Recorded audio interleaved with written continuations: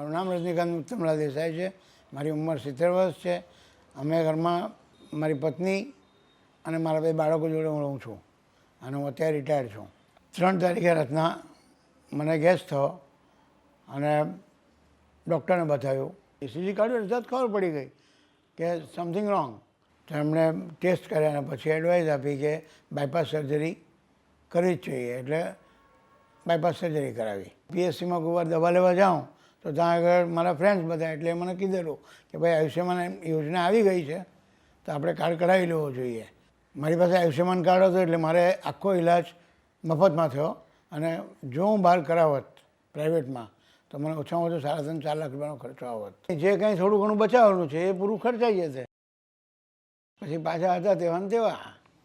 કોઈ જાતની તકલીફ વગર મારું ઓપરેશન થઈ ગયું, રજા મળી ગઈ અને આજે હું તમારી સામે બેઠો છું એકદમ સ્વસ્થ. કારણ કે આ જે સ્કીમ છે એ પહેલા પ્રધાનમંત્રી ભારતના કે જેણે આ સ્કીમ મધ્યમ વર્ગ માટે કે જે પોતાનો ખર્ચો ન ઉઠાવી શકે એવા ગરીબ માણસને પણ આ સ્કીમનો લાભ થાય, એમને દવા ને જે કંઈ સુવિધા મળતી હોય એ મફતમાં મળે.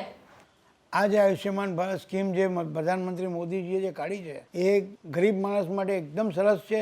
એ આવા પ્રધાનમંત્રી દેશને ભાગ્યે જ મળે.